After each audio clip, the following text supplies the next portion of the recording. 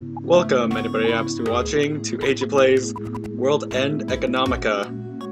And this is a game, I think written by the same person who did Spice and Wolf, which is one of my favorite anime and light novel slash manga things. So, yeah. I don't think this has a voice, unfortunately, so it's gonna be like, Dysfunctional Systems, probably, where I attempt to do, I don't know, inflections, I guess. Anyways, I think it has themes similar to, Spice and Wolf, like, merchant commerce and all of that.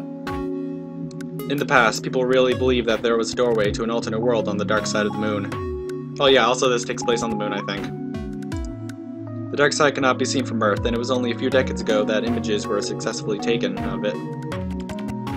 However, just like how the Earth had been mapped, visited, and divulged of all its mysteries and secrets, it was made painfully clear that there were no rabbits on the moon, no traces of aliens, and certainly no pieces of portals to alternate worlds. This was perhaps why the journey through the vastness of space to the dark side of the moon was so fascinating for me when my parents took me there as a kid. Yup. So cheap to get to the moon that anyone can go as a kid. Mankind never set foot upon any of the glittering stars that were arrayed before me. When that realization hit, I had felt a desire to leave my footprints where no one had gone before. It wasn't until after I learned more about the world that it dawned on me what a foolhardy dream that was.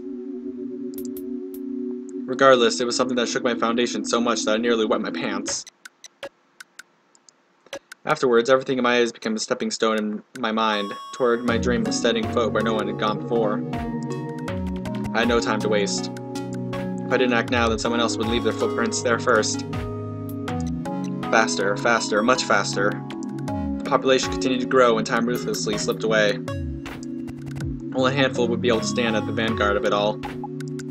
Not a day went by that I wouldn't consider what I would see at that moment. It would be a new frontier where familiar places, customs in the past would not exist. A frontier where every small movement I made would be recorded down in history. The footprints of the first humans on the moon could still be found preserved in the Sea of Tranquility Memorial Hall.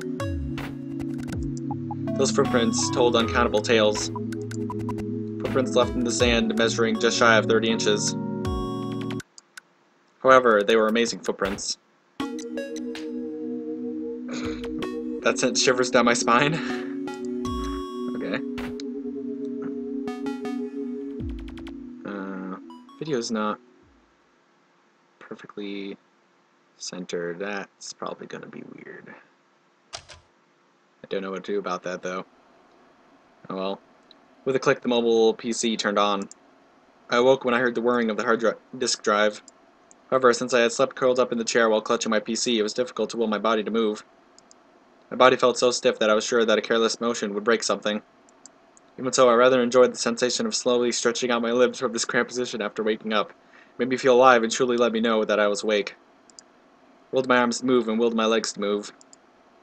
Although hardly efficient, this is how I chose to do things and what happened when I woke up every morning. It was a satisfying action and one I had never had a chance to savor before I left home. On top of the table, I had left my rather crude diode lamp on. And a coarse layer of fat had formed on top of the leftover coffee in my dirty cup. Wait, is there fat in coffee? No, there isn't. Huh. I guess it's moon coffee. There's fat in it. Beside my cup was a half-eaten chocolate bar, which I reached for and crammed into my mouth. This character. I swallowed the unpleasantly sweet chunk as the PC finished booting up. At that moment, my brain went to work as I verified that I had my wallet, memory cards, and bag on me, and that none of it had been stolen while I was asleep. Was I sleeping out on the streets? It appeared that I had survived the previous night. Only at that moment did I breathe a sigh of relief. However, in order for me to survive today, I would have to make some money. It had been 3 months and 12 days since I left home. Saying to myself that I wasn't just some well-to-do kid pretending to be a ruffian, I flipped open the organic display. Oh, he's in a worried that this is probably going to be too loud. Okay, that'll probably be fine.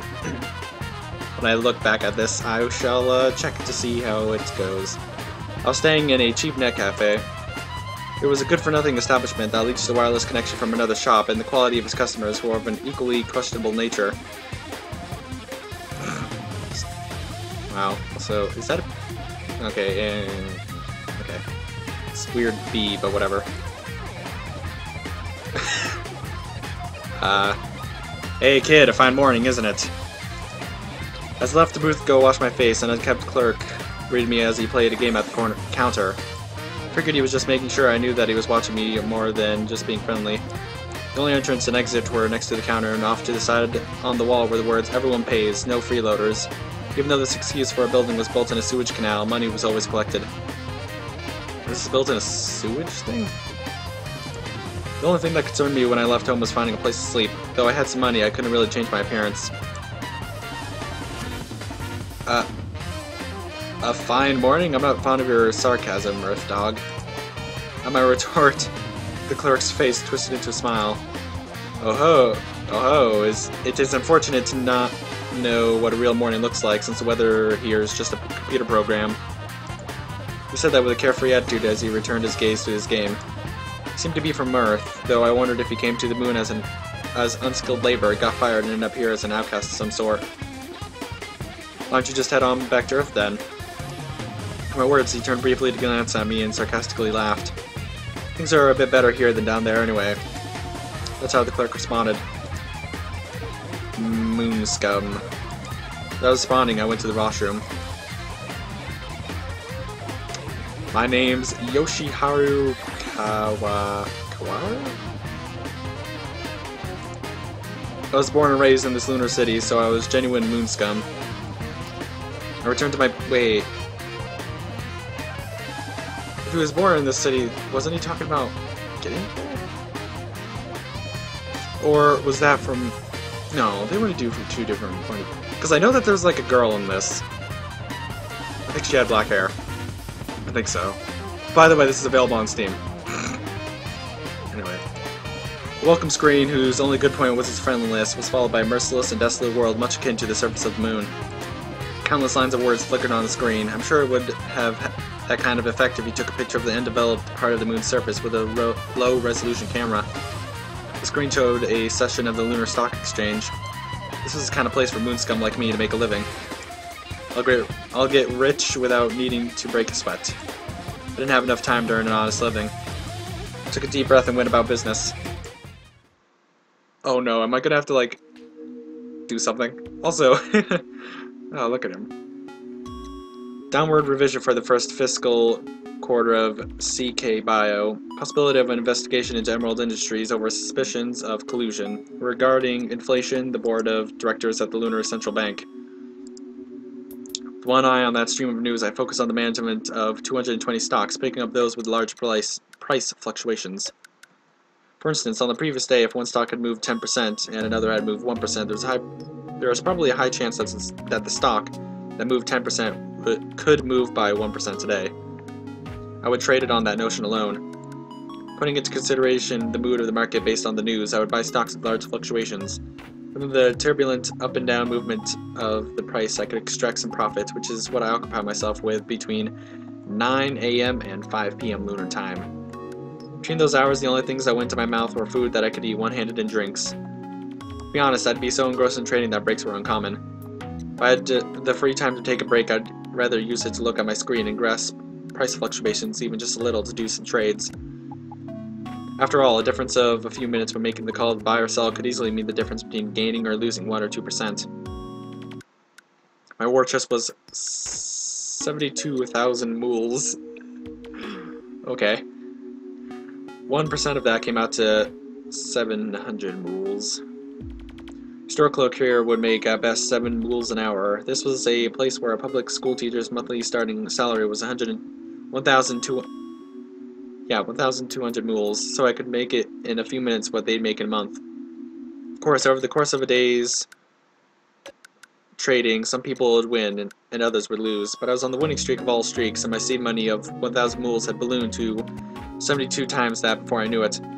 Jeez, this guy is the moon version of Craft, kind of, except he doesn't go around trading.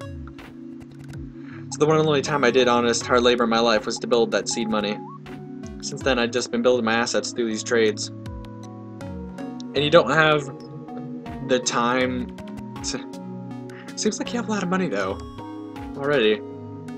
While the gains were a little less than what they used to be, the greater your assets grew, the faster they grew, and so it didn't worry me. It'd be what they call a snowball effect. I'd never seen snow before, but I'd seen videos of Earth before, and thus I'm familiar with it.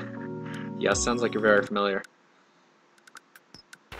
I decided that I was going to make even more money and then live in the center of this lunar city. It's a place where tons of ridiculously smart people were gathered. It said that 70% of this world's wealth was held by the people there. I'd live it up there, and then... Back of my head was high on these kinds of delusions as I performed trade after trade like a man possessed. That's why it took me a while to notice. I finally did after I got smacked on the head. Hello, clerk? Yo, kid. Turned around to see that clerk standing in front of the booth's open door. What, you want some money? Since when did this place become prepay? Or what, was it something else? Was making money not allowed here?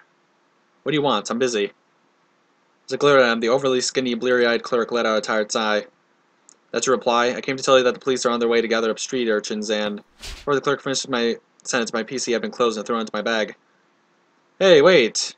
The employee grabbed my shoulder as I tried to push him aside and exit the booth. Though he was thin, he was still muscular, strong enough to remind you that he was an adult. But still, I always kept a set amount of money in my breast pocket for times like this. I grabbed it and thrust it into his hands. Keep the change. Put on my hat, shouldered my bag, and ran down a narrow corridor. Wondering what was going on in the booth, a bunch of guys who looked like they just mumble useless replies to any police questioning, peeked through the cracks of from their booths, wondering if someone had been arrested. Wait, so why doesn't he want to be... Oh, well, I guess he ran from home. Then, he's worried about being found. After sliding past the side of the dirty counter, I made it to the even filthier exit of the store. The chipped away paint and rust made the already cramped building feel even more claustrophobic. I ran straight down the hallway toward the open air. I like that there was a lot of CG. There were stairs if I turned left at the end of the hall, but I had never had any plans to use them in the first place. Was he just gonna... Without a moment's hesitation, I kicked off the floor, jumping as high as I could. Passing over the concrete wall, my body flew out over the street. This cafe was on the 5th floor of the building. There was quite a few below me. Wait, I thought it was in the sewage canal. It's a big sewage canal, then. I jumped towards the wall of the building opposite to me, and then kicked off from that wall, aiming back toward the wall of the first building. Wait, what? But the sole of my foot hit a pipe on the wall. I jumped straight up with all my strength and resolve. Human genes had been fine-tuned for living on Earth over millions of years, and so with some weight training, anyone could perform feats like these on the moon, where the gravity was lower. Okay, I was like, he must be taking advantage of the low gravity, because there's just no... Or he's just rich. Rich people can do that. He's like Batman. What you couldn't do, though, was to allow yourself to miss your daily training. Jumping from wall to wall, I quickly reached the 14th floor of the building next door. I guess my heart rate did go up a bit. I glanced down to see a pair of blue uniformed policemen looking bored as they tapped their batons on their shoulders and climbed the stairs. Seemed like that clerk wasn't playing a prank on me when he gave me that tip. I already paid my thanks to him, though, when I handed him that money. By now, he should have probably already used the change to kick back with a store-bought beer. For the moment, I opened up my bag in the hallway and flipped over my PC screen. I ran off in the middle of a trade, until my position hadn't changed. I should be able to just barely get a wireless connection from out here. If I were lucky, prices would have risen and I'd be home free, but usually at times like this... Ugh, figures. After hanging my head in disappointment, I closed out by losing positions and called it a day. So I guess he ran away from home, and now if the policemen find him, then they're gonna bring him back? Nothing good could come from wandering around downtown in the middle of the day. After jumping from one building to the next, I decided to walk down a deserted hallway toward my favorite Chinese restaurant. Yes. Good. was the time of day when most people my age would be at school, so walking around carelessly would get you chased down by the cops before you knew it. Until you turned 18 years old, the legal age here, it was mandatory that you belonged to some sort of educational institution. Some people would say that this was a good thing, while others grumbled something about government-funded programs. I fell into neither camp. My way of dealing with systems that I didn't like was to quietly escape them, not to loudly criticize them. Also, where did they get all the material to build these buildings? Did they just bring it up from Earth, or did they, like, refine the moon dust? Kinda gotta wonder. And what about the... I need these things explained to me. On that note, this area with all of its complicated passages and extreme elevation changes, it's not odd to see the 7th floor of one building be next to the basement of another was convenient for people like me. Not to mention the overgrown vegetation here and there that acted as good cover. These plants weren't originally included in the city plans, but leaked out of one of the many lunar laboratories where they were messing with their genes. Supposedly, genes had tons of factors that express themselves differently depending on the environment, so a lot of plants and animals started acting strangely as soon as they were brought to the moon. There were even people saying that life forms on Earth could have originated from outer space and brought to Earth via the moon. Some of these plants grew so well on the moon's inorganic matter that you might wonder if they had been around here for millions of years. Of course, it wasn't as if these plants were free from the laws of physics. Nitrogen and other nutrients for them were often brought over from Earth. So I hadn't heard about any worries that the surface of the moon would be taken over by the greenery. Okay, so they are just bringing stuff over. This applied to more than just plants. As for the humans here, it didn't matter how many ultra-elite think tanks came to energize the lunar economy and its industries. Life here just wasn't sustainable without sending a lot of things over from Earth. According to the government's statements, even if the orbital elevator were to stop moving today, there was currently enough biomass here to create an enclosed, recycling-based environment. In other words, we'd be able to eat food, crap it out, then use that crap to grow more food to eat, and so on. They'd be able to make a ton of electricity with solar panels while collecting direct sunlight to use as a super hot source of heat, so maybe they're right. I mean, people even say that the Earth was in more danger environmentally since they're still relying on oil and nuclear power. I didn't know who was right. Whatever the case, I had dreams, and if it meant to make my dreams come true, I didn't care if I was on Earth or on the moon. After all, my dream was to stand at the forefront of humanity. It'd be a place where you could only look forward and live by advancing onward. Who cared about what happened to the world behind you? If I couldn't make this dream come true, then there'd be no reason for me to live. That was why, to put it logically, I never worried a single bit about the moon's environment or whatever. What I worried about was how much money I made and how fast I reached my goals. While I was thinking about these things, I passed through the thickly vegetated tunnel to high ground. Where we're going... Oh. Are those gigantic solar panels floating in the sky? Is that the Earth? I think that's the Earth. It was a clear day, as it always was. On the other side of a translucent membrane, the visible half of the mist-covered Earth looked small. The sky over the lunar city was wrapped in a see-through dome, and right beyond it was outer space. Gravity was weak on the moon, so you couldn't naturally keep large amounts of gases stored up on the surface. Also, while apparently each 24-hour day on Earth had a morning, afternoon, and night, which was followed by the next day by another morning, the moon alternated between 2-week days and 2-week nights. However, the human body cycle was set differently, thanks to tens of thousands of years living on Earth. Because most of the people living on the moon were immigrants from Earth, its dome was just to give off light in an Earth-like way. Also, it had sprinklers attached to it so that it even rained. However, I'd only seen things like downpours and thunderstorms in videos. When it rained here, it was always just a drizzle. Strong winds never blew here. The only winds felt here were the slow coiling movement of the atmosphere due to centrifugal and Coriolis forces, as well as the gentle breeze of the air inside the dome being mechanically circulated. I strayed from the street onto a grass-covered cliff and jumped upward with a grunt. I kicked off a tree branch and rotated my body to land on the top of the tunnel. This is a box seat where you can look down on the greater part of the entirety of the city. He is just... I'm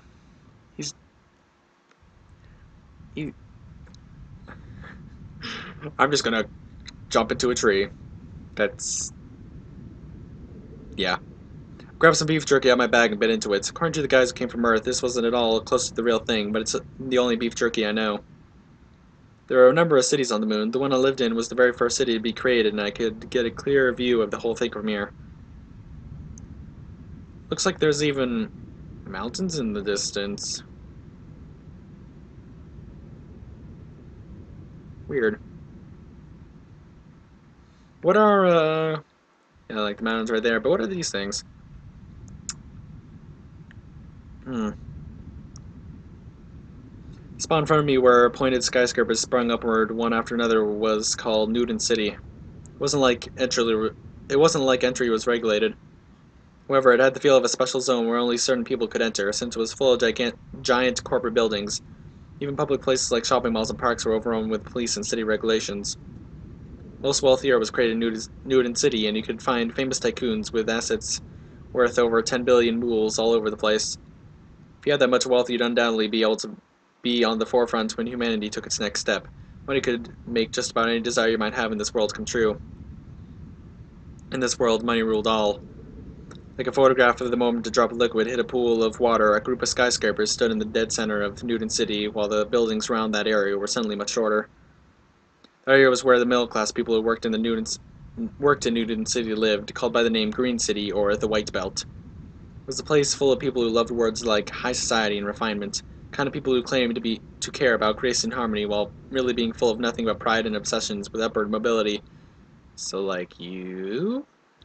Whenever I went there, I felt sick seeing the sterilized rows of small, nicely manicured lawns and white-walled buildings. There wasn't a single piece of garbage on the streets, and the only plants around were domesticated trees on the roadside. After that, the buildings in the area around Green City got taller again, but it was a complete jumble. There, power lines messily dangled onto the streets, and vulgar neon signs lit the area, painting the whole place with a feel of squalor. The area was called the Outer Sections, and while technically they'd all been numbered from 1 to 8, there was no real point. Wait, so... No. Well, I'm just wondering if, like, these sections would divide them. 1, 2, 3, 4, 5, 6, maybe. I don't know.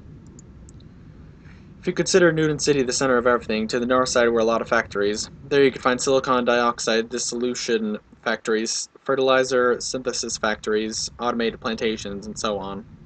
On the east side of the village was the village where I lived. The area was notorious for its hard-nosed residents. You could also find settlements of old-timers who you might call artisans in the area, which made for a countless number of small workshops. Most people didn't have the luxury of being able to do something like transport wooden furniture via orbital elevator, and land was expensive on the moon, so the houses of Green City were small. As a result, handmade furniture created with the size and shape of your house in mind was far more popular than ready-made furniture. I was told that my parents were aiming to live together with plants brought from Earth in exchange for making furniture out of wood. Even though factories existed that used the best scientific advances to maximize harvest rates as much as physically possible, they still grew plants by hand for some reason. They seemed to at least have their customers, but I didn't see a single enjoyable thing about being covered in dirt. Just made me wonder why they even came to the moon in the first place. This wasn't a place for stuff like that. The moon was supposed to be a place where you set your eyes on top of the inorganic buildings that line Newton City. If I shifted my eyes to the left, I saw an area haunted by those who couldn't keep up in that struggle. Here, when buildings started rusting, no one would bother to repaint them. It had been nicknamed the Red Alley. So wait, it's all made out of metal? It doesn't look like metal, it looks like, I don't know, concrete. Something. The reason it was called a valley was because when Newton City was originally built on a flat crater floor, all the low-income earners made the Rocky Mountains surrounding the city their home. Oh, so they, like, cut out stuff from the sides of the crater? And by Rocky Mountains, I don't quite mean something like the harsh mountainous environments you might find on Earth. It's actually closer to what you might call highlands. As a result, the rock was stripped away to increase surface area like a river eroding hills, and many structures could be built in a tight area by terracing the slopes. Furthermore, more space was secured by digging caves into the rocky stretches. Only, as was clearly evident, doing this over and over made a mess of a city. Not much more than a decade had passed since the city's establishment, and it had already become such a devilish haunt that you wouldn't blame the local government if they just threw up their hands and gave up. As for me, I like the Red Valley with its level of squalor. While it's true that the people living there could be called outcasts and failures, the place was irresponsible in a good way, and that put me at ease. Of course, I had no intentions of becoming the 20% that lived there. And finally, the area around where I was right now was called the 6th Outer Region. It was not as degenerate as the Red Valley, but it was not quite as protective as the east side of town. This area didn't even have a nickname yet, and its lackadaisical aspects oozed out at every turn. While the buildings were dirty and worn out, it was dotted with small companies who dreamed of Newton City and the occasional decent-looking house, so it was not the worst place to live. I stood up, hopped back down to the street, and jogged off. Well, it's been about 20 minutes. So... Oh, doesn't even... Okay, when you want to overwrite. Huh. And then you get a picture of the thing, okay. And you only got 3 pages, what? Anyways, that's been this part of Age of Plays World End Economica, Episode 1, Part 1. I don't quite remember what it said. I think it was Episode 1. But it's going to be coming in installments. Like how dysfunctional systems is supposed to go. Anyways, see you in the next part. Hope you enjoyed. Bye.